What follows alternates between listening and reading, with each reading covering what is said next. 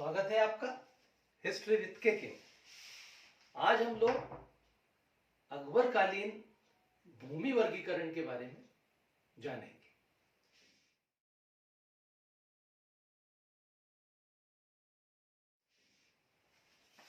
देखिए, पहले का अगर शासनकाल देखें हम, चाहे प्राचीन काल या मध्यकाल, तो राजा की आय का एक बहुत बड़ा साधन, एक बहुत बड़ी आय का जो स्रोत था वो था भू राजस्व। तो भू राजस्व पर हम जब ज्यादा पढ़ेंगे डिटेल में तो देखेंगे। यहाँ पर हम बात कर रहे हैं भूमि का वर्गीकरण। अकबर का जो राज्याभिषेक समय है, अगर जन्म को देखें तो बात 1542 से लेकर के 1605 तक का टाइम है। और इसमें 1556 में अकबर का राज्याभिषेक हुआ था, मुगल कालीन शासक। तो अकबर ने बहुत सारे सुधार किए और उन बहुत सारे सुधारों में एक सुधार भू राजस्व संबंधी सुधार भी था। अभी तक क्या होता था कि जो भूमि थी उसका वर्गीकरण नहीं किया गया था, और वर्गीकरण ना करते हुए टैक्स जो लगता था किसानों के ऊपर वो न्याय संगत नहीं था, मतलब एक जैसा लग जाता था। जबकि भूमि जो होती है वो अलग अलग प्रकार की होती है, उसकी उपज अलग अलग तरह की होती है। तो अकबर ने पुरानी जो टैक्स व्यवस्था थी, जो नाप तोल थी, उसको समाप्त करवाया। और इस कार्य में जो महत्वपूर्ण कार्य किया वो किया था टोडरमल ने। टोडरमल का नाम जरूर याद रखेंगे कि जो इस कार्य को किया था वो किया था टोडरमल ने। परीक्षाओं में इस तरह के प्रश्न पूछे जाते हैं कि भू राजस्व संबंधी या भूमि संबंधी जो सुधार थे वो उसमें किसका योगदान था, तो टोडरमल का योगदान था। नए सिरे से भूमि की नापतोल करवाई गई, नापतोल के तरीके बदले गए और उसके आधार पर टैक्स निर्धारित किया गया। तो यहाँ हमारा जो प्रश्न है वो यह है कि भूमि का वर्गीकरण कितने प्रकार से किया गया था अकबर कालीन। तो 4 प्रकार से भूमि का वर्गीकरण किया गया था। आइए हम उन 4 प्रकारों को देखें। पहला जो था वो था पोलज। इसको पोलाज भी बोला जाता है, कई किताबों में इस तरह का भी लिखा है। तो पहला जो वर्गीकरण था वो पोलज। दूसरा था परोती, परोती। तीसरा चचर या इसको चाचड़ भी बोला जाता था, तो चचर। और चौथा था बंजर। ये 4 प्रकार से भूमि का वर्गीकरण किया गया था। भूमि को 4 भागों में बांटा गया था राजस्व की सुविधा की दृष्टि से। अब वो बात अलग करेंगे हम कि उत्तम मध्यम का।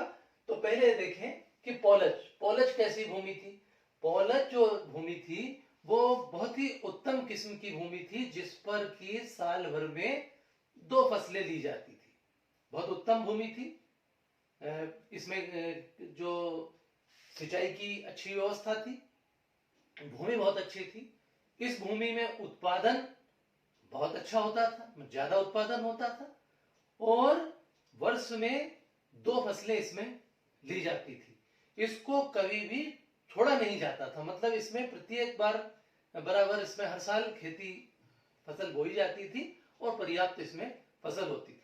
इसीलिए इसके ऊपर टैक्स भी ज्यादा लिया जाता था, क्योंकि उत्तम है, उत्पादन भी ज्यादा हो रहा है। तो उत्पादन ज्यादा होने के कारण इस पर टैक्स भी ज्यादा लिया जाता था। मैं आपको बता दूं कि उस समय जो टैक्स लिया जाता था उस पीरियड में, वो टोटल उत्पादन का 1/2 से लेकर के और 1/3 तक लिया जाता था। मतलब कहने का ये हुआ कि 33%, यहाँ 50% और ये हो जाता है 33%। उपज का 50% तक लिया जाता था। तो ये कहां से लिया जाता था? पोलज भूमि जो होती थी उससे 50% तक ले लिया जाता। स्वाभाविक है कि जब ज्यादा उत्पादन हो रहा है, अच्छा उत्पादन हो रहा है किसान का भी, तो उसको ज्यादा टैक्स देने में भी दिक्कत नहीं थी। तो ये 50%। तो ये उत्तम प्रकार की भूमि होती थी जिसमें वर्ष में 2 फसलें ली जाती थी। दूसरा प्रकार था परोती। ये कोई खराब भूमि नहीं थी, ये भी पोलज की ही तरह थी, परंतु पोलज की श्रेणी की ना होकर के उससे थोड़ी सी कमजोर होती थी। इसमें 2 फसलें नहीं होती थी। इसको में उतने अच्छे से जो कहेंगे कृषि के जो साधन थे, या हम कहेंगे कि फसल भी उतनी अच्छी इसमें उत्पादन नहीं होता था। तो इस कारण से जो परोती भूमि होती थी वो पोलज से थोड़ी सी कम श्रेष्ठ मानी जाती थी। और इसमें क्या करते थे कि पूरी भूमि के ऊपर प्रत्येक वर्ष खेती नहीं करके भूमि को कई बार दो भागों में बांट दिया जाता था। क्या करते थे, एक फसल इस भूमि पर ले लेते थे और एक फसल इस भूमि पर लेते थे। मान लीजिए कि बारिश वाली फसल इस भूमि पर ले ली, ये किसी के पास में 10 बीघा खेत है तो 5 बीघा वो क्या करता था, बारिश के दिनों में बो देता और फिर इसको छोड़ करके ये जो खाली पड़ी हुई थी 5 बीघा अगली फसल उसमें ले ली जाती थी। रबी की फसल मान लीजिए खरीफ की यहाँ ले ली तो रबी की यहाँ ले ले। कई बार क्या होता था कि इस पूरी भूमि को एक साल के लिए छोड़ दिया जाता था। क्यों छोड़ते थे, ताकि इसकी उर्वरकता बढ़ जाए। तो ये परोती होती थी, इसको एक साल के लिए छोड़ दिया जाता था, इसलिए इसको परोती बोलते थे। लगभग वैसी होती थी। और ये दोनों जो भूमि थी इनको क्रमशः उत्तम, मध्यम और खराब ये 3 भागों में बांटा गया था। 3 तरह की होती थी, बहुत उत्तम मतलब बहुत श्रेष्ठ होती थी, मध्यम किस्म की होती थी और तीसरी खराब होती थी। तो उसी के आधार पर यहाँ पर टैक्स निर्धारित होता था। अब तीसरी प्रकार की जो भूमि होती थी वो कहलाती थी चचर या चाचड़। तो ये दोनों जो पोलज और परोती थी इससे डिफरेंट थी, अलग किस्म की थी और इसमें ज्यादा उपज नहीं होती थी, ज्यादा उपजाऊ भूमि नहीं थी, उत्पादन भी कम होता था, इसमें सिंचाई वगैरह के साधन भी पर्याप्त नहीं होते थे, उपज भी कम बैठती थी। तो इसलिए इस भूमि को हर साल इसमें खेती नहीं होती थी। इसको क्या करते थे, इसको 2 से लेकर के 3 वर्षों तक के लिए छोड़ देते थे। एक साल फसल की और अगले 1-2 वर्षों के लिए इसको छोड़ दिया। इस कारण से इसको चचड़ या चाचड़ बोला जाता था। इसमें प्रत्येक वर्ष खेती नहीं होती थी। चौथा प्रकार होता था बंजर। ये बिल्कुल भी काम की भूमि नहीं थी, उजाड़ टाइप की थी और इसमें ज्यादा उत्पादन नहीं होता था, घास वगैरह इसमें होता था और इसको 4 साल 5 साल तक के लिए छोड़ दिया जाता था। इसमें कोई कृषि नहीं की जाती थी। ये माना जाता 4-5 सालों में एक बार इसमें कोई खेती होगी, ताकि वो 4-5 साल तक उसमें अगर कुछ नहीं बोएंगे तो वो उसकी उर्वरक क्षमता बढ़ जाएगी और फिर उसमें कुछ बो देते थे, फिर उसको 3-4 सालों के लिए छोड़ देते थे। तो इस तरह से ये पोलज, परोती, चचर और बंजर ये 4 प्रकार से भूमि का उस काल में वर्गीकरण किया गया था। आपने देखा पोलज वो भूमि है जिसमें कि प्रत्येक वर्ष खेती की जा रही है, बल्कि वर्ष में 2 बार खेती की जा रही है, उपजाऊ है। परोती उससे थोड़ी सी कमजोर भूमि है जिसमें एक साल के लिए उसको छोड़ा जा रहा है। चचर जो है और भी कमजोर है, जिसकी उर्वरक क्षमता उतनी अच्छी नहीं है, जिसमें प्रत्येक वर्ष खेती नहीं की जा सकती, तो इसको 2-3 सालों के लिए छोड़ देते थे।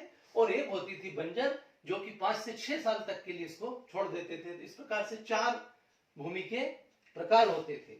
इसके अलावा भी अनेक भूमि के का वर्णन जो देखने को मिलता है, उसमें और भी भूमि थी और कृषकों का वो भी देखते हैं हम। इसके अलावा जो ये तो भूमि के प्रकार थे, लेकिन भूमि का जो वर्गीकरण किया गया था राज्य की तरफ से, किस किस तरह की भूमि होती थी वो भी देखें हम। एक होती थी जो भूमि दी जाती थी वो कहलाती थी जागीर। जो भूमियां दी जाती थी भूमि को तो जागीर। हम जानते हैं कि उस समय मनसबदारी व्यवस्था थी। मैंने मनसबदारी व्यवस्था पर एक पूरा वीडियो बना रखा है, लिंक डिस्क्रिप्शन बॉक्स में दी गई है, आप वहां से देखें उसको और पूरी मनसबदारी व्यवस्था को समझें।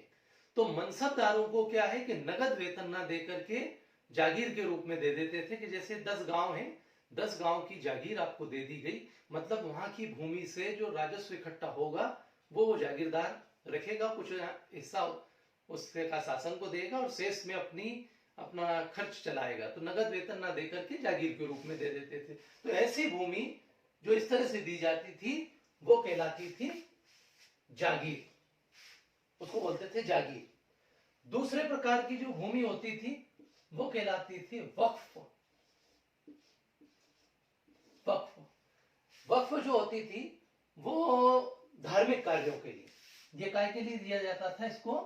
धार्मिक कार्यों के लिए किसी संस्था को दे देते थे, वक्फ की जो भूमि होती थी। अब जागीर के मामले में एक बात और बता दें कि इसको हस्तांतरित नहीं किया जा सकता था, मतलब कोई चाहे कि वो अपने पुत्रों को दे दे, वो उसके पुत्रों को, तो ऐसा नहीं होता था जागीर में।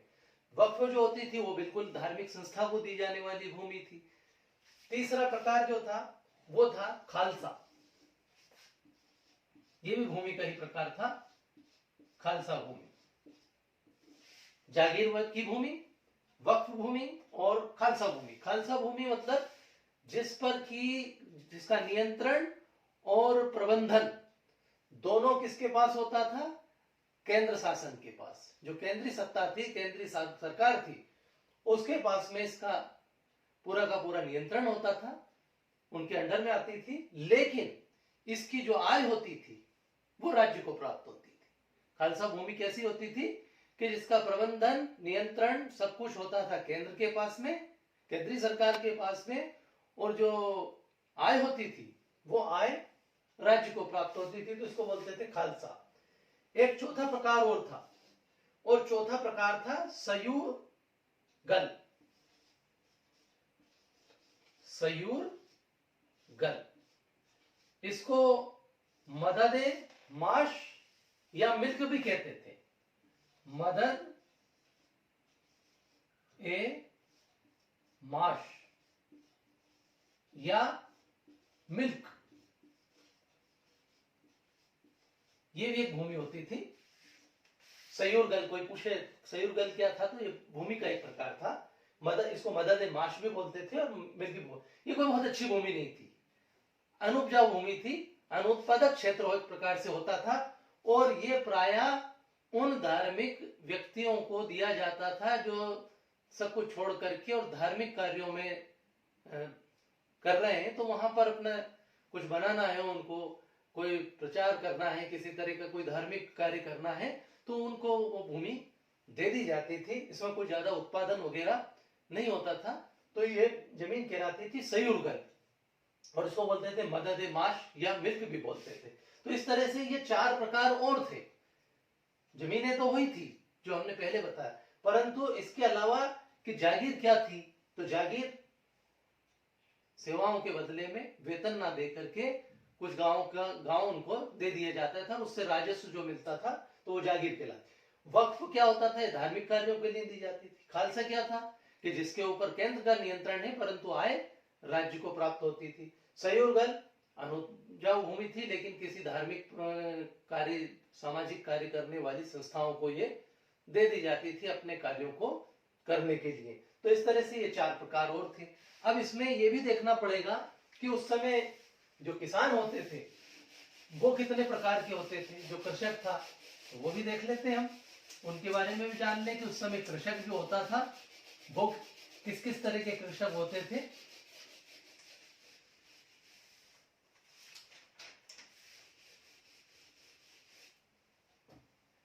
तो इसमें तीन तरह के कृषक होते थे। एक होते थे कृषक के प्रकार, अगर देखें हम तो तीन प्रकार के कृषक होते थे। एक होते थे खुद काश्त, खुद काश्त। दूसरे प्रकार के जो होते थे वो होते थे पाही काश्त, और तीसरे प्रकार के जो होते थे वो कहलाते थे मुजारियन, मुजारियान। ये तीन प्रकार के किसान उस समय होते थे। अब हम जैसा नाम से जान रहे हैं कि खुद काश्त, खुद काश्त का मतलब ये था कि इनके पास में पर्याप्त जमीन होती थी और ये खुद खेती करते थे, लोगों से खेती करवाते थे। तो ऐसे किसान जिनके पास अपनी जमीन थी, खुद खेती करते थे या करवाते थे, वो कहलाते थे खुद काश्त। दूसरे प्रकार के जो कृषक होते थे वो कहलाते थे पाही काश्त। अब पाही काश्त क्या कैसे थे कि पाही काश्त के पास में पर्याप्त जमीन नहीं थी, तो ये क्या करते थे कि दूसरे गांव में जाते और दूसरे गांव में जाकर के जिनके पास ज्यादा खेती है उनकी खेती को बटाई पर करते थे। तो ये कहलाते थे पाही काश्त। इनकी खुद की जमीन थोड़ी बहुत होती थी लेकिन पर्याप्त नहीं थी। तो वो क्या करते, अब अनुपजाऊ थी, तो ये क्या करते थे कि दूसरे गांव में चले जाते थे और दूसरों के यहाँ बटाई पर जमीन करते थे, तो इनको बोलते थे पाही काश्त। तीसरे प्रकार के होते थे मुजारियान। मुजारियान क्या होता था कि उनके पास जो जमीन होती थी वो बहुत ही अपर्याप्त होती थी, उनसे उनके परिवार का गुजारा नहीं हो सकता था। तो ये क्या करते थे, दूसरे लोगों की जमीनों पर बटाई से किराए पर लेकर के या बटाई के रूप में, बटाईदार के रूप में काम करते थे। तो इनको मुजारियान कहा जाता था। पाही काश्त और इसमें क्या अंतर है, पाही काश्त जो होता था वो अपने गांव में नहीं, दूसरे गांव में जाकर के और वो बटाई से खेती करता था। मुजारियन क्या थे, ये किराए पर लेते थे या फिर बटाई के रूप में करते थे, जहां भी उनको काम मिलता था, और इनके पास भी किसी किस्म की कोई जमीन वगैरह नहीं होती थी। तो खुद काश्त, पाही काश्त और मुजारियन, ये तीन प्रकार के कृषक होते थे। हमने 4 प्रकार की जमीनों का वर्गीकरण देखा और 4 प्रकार अलग से हमने अभी जाने कि किस तरह से जागीर, खालसा भूमि होती थी, जागीर की होती थी, उनके बारे में जाना, और ये कृषकों के बारे में। तो परीक्षाओं में इसी तरह के प्रश्न प्रायः पूछे जाते हैं। आशा है मेरे इस वीडियो से आज आपको मुगल कालीन भूमि वर्गीकरण के बारे में जानकारी मिल गई होगी। Thank you very much.